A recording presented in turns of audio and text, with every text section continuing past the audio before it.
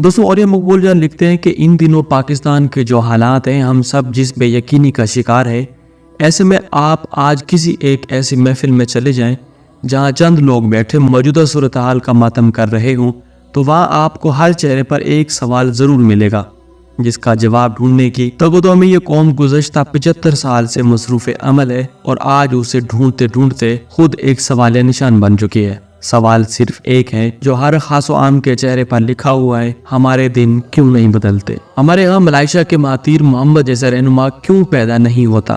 جس کسی سے بھی ہم امیدیں وابستہ کرتے ہیں اسے یا ہم سے چھین لیا جاتا ہے یا پھر وہ ہمیں اس قدر مایوس کرتا ہے کہ ہم نا امیدی کے گڑھے میں جا گرتے ہیں۔ دوستو آئیے چند لمحے ملائیشیا کے اس دور میں لوٹ چلیں جن دنوں دنیا سیاست کے عالمی چہرے پر مہاتیر محمد کا ظہور ایک گمنام سے سیاستدان کی طرح ہوتا ہے۔ یہ 1980 کی دہائی کا آغاز تھا۔ عالمی منظرنامے پر مہاتیر کا ملک ملائیشیا غربت، افلاس اور بے روزگاری میں ہمارے محبوب وطن پاکستان سے کم درجے پر تھا۔ اس ملک کی 40% آبادی غربت کی لکیر سے نیچے ایک زندگی گزار رہی تھی۔ ملک کی معیشت کا سارا انحصار ٹن ربڑ اور پام آئل جیسے خام مال کو باہر بھیج کر کچھ زر مبادلہ کما کر لانا اور ملک چلانا تھا۔ پورے ملک کی معیشت پر چند سو چینی خاندان مسلط تھے جو ملک کی تجارت اور صنعت پر چھائے ہوئے تھے۔ ملائیشیا صرف ایک پاکستان سے ہی نہیں بلکہ اپنے ہمسایہ ملک انڈونیشیا اور فلپائن سے بھی زیادہ غریب اور مفلوق الحال تھا۔ انہی دہائیوں میں ان تین ممالک پاکستان، انڈونیشیا اور فلپائن کی تقدیر بدلنے کا نعرہ لے کر تین جنرل ضیاء الحق، سہارتو اور مارکوس اقتدار پر قابض ہو چکے تھے، جبکہ ان کے مقابلے میں 80 کی رہائی کے آغاز میں ہی ملائیشیا کی سڑکوں پر جلوس نکالتا، نعرے بلند کرتا، پوسٹر لگاتا اور تقریریں کرتا ہوا مہاتیر محمد اسمبلی کی ایک نشست پر الیکشن جیت کر اقتدار کی مسند تک جا پہنچا۔ اور پھر تاریخ یہ کہانی بتاتی ہے کہ 22 سال تک لوگوں کی محبتوں نے اسے اس مسند سے اترنے ہی نہ دیا۔ اس نے ایک دن خود ہی بعد میں آنے والے کے لیے اقتدار کو خیر آباد کہنے کا اعلان کیا۔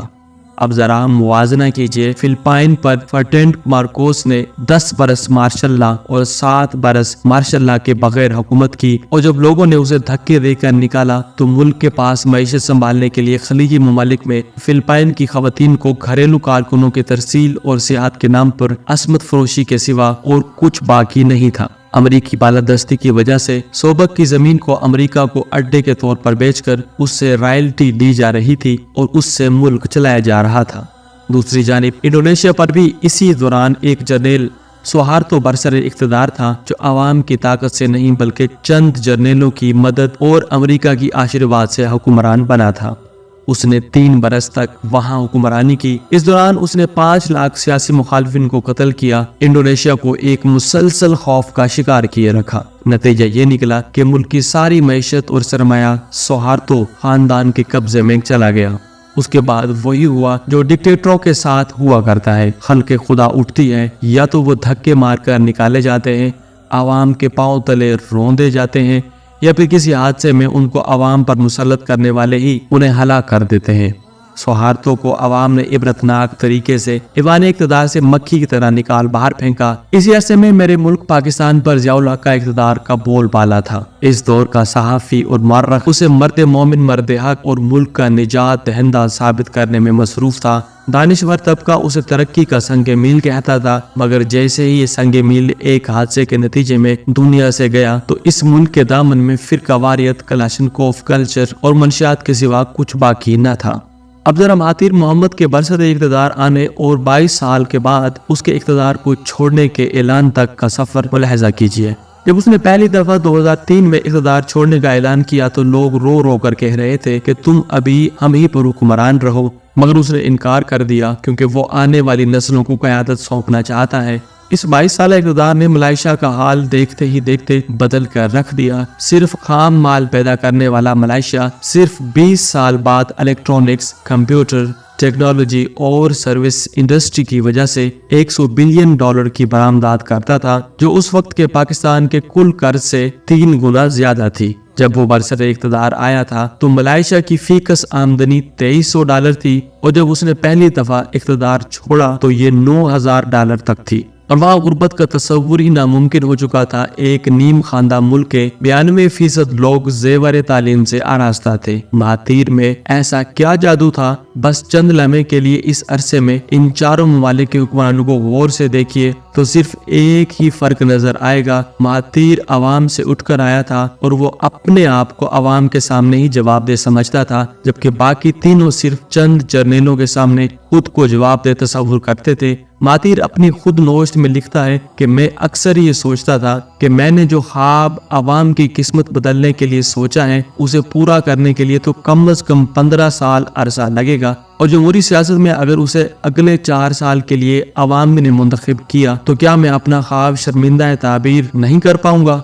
अवाम के रूबरू हर 4 साल बाद पेश होने का यही खौफ ही तो था कि जो महातीर को मलाइशिया की तकदीर बदलने पर मुसलसल मजबूर करता रहा, जबकि उसके बरक्स बाकी तीनों ममालिक के जनरल हुक्मरान 20, 25, 30 या 40 जनरलों के सामने जवाब देते, इसलिए वो नताइज से बेपरवाह सिर्फ और सिर्फ अपने इक़्तिदार को ही मुस्तहकम करते रहे। महातीर मलाइशिया में नाफिज 1963 के आइन के मुताबिक बरसरे इक़्तिदार आया था, मगर उसने अपने जाने तक उस आइन में एक भी तरमीम नहीं की। हालांकि अवाम ने उससे जिस कदर मोहब्बत करते थे वो इस मोहब्बत में फायदा उठाते हुए अगर ताहयात वजीर आज़म रहने की तरमीम भी कर लेता तो लोग उसे कबूल कर लेते, जबकि बाकी तीनों ममालिक में जनरल हुक्मरानों ने आइन को टॉयलेट पेपर से ज्यादा अहमियत न दी। महातीर ने इन 22 सालों में कभी किसी किस्म की सियासी सरगर्मी पर पाबंदी नहीं लगाई, जबकि बाकी तीनों ममालिक में से अगर 5 लाख अफराद इंडोनेशिया में कत्ल हुए तो फिलिपाइन में सियासी कत्ल एक मामूल बना दिया गया था, और पाकिस्तान में एक मकबूल वजीर आज़म की फांसी से लेकर अवाम की जबान, नस्ल और फिरके के बुनियाद पर तकसीम करके मुसलसल कत्ल करवाया गया। वजह सिर्फ एक थी कि बाकी तीनों हुक्मरान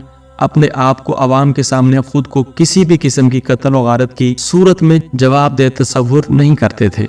हैरत की बात यह है कि बाकी तीनों हुक्मरान जिनके पीछे मार्च करती हुई फौजें, बंदूकें और टैंक थे, अमेरिका के सामने और मगरबी दुनिया के आगे इतने झुके शर्मिंदा, मरूब और कासाए लीस थे कि उन्हें किसी आज़ाद मुल्क का सरबराह कहते हुए भी शर्म आती है। जबकि महातीर जब गूंजता था तो गरीब मुल्कों में इज्जत व आबरू और गैरत का एहसास पैदा होता था और मगरब के अवानों में ज़लज़ला। दोस्तों, हमारा मसला यह है कि हम ये सवाल करते हैं और शायद हमेशा करते ही रहेंगे, और हमें इस सवाल का जवाब कभी नहीं मिल पाएगा, क्योंकि हम सेब के दरख्त लगाकर अपने आप से ये सवाल करते हैं कि इन पर आम क्यों नहीं लगे। तरक्की याफ्ता मुल्कों की तारीख शाहिद है कि वहाँ लीडर सिविल सर्विस अकेडमी या डिफेंस कॉलेज से जन्म नहीं लिया करते, लोगों की कोख से पैदा होते हैं। चूँकि वो आवाम की मोहब्बतों की पैदावार होते हैं, इसलिए उन्हें इस कोख से मोहब्बत होती है जिससे वो जन्म लेते हैं। वो आवाम में जिंदा रहने के लिए उनकी आंखों में बसे हुए ख्वाबों को सजाने की जिदोजहद में मुसलसल लगे रहते हैं। यही वजह है कि उन्हें लोग धक्के देकर नहीं निकालते,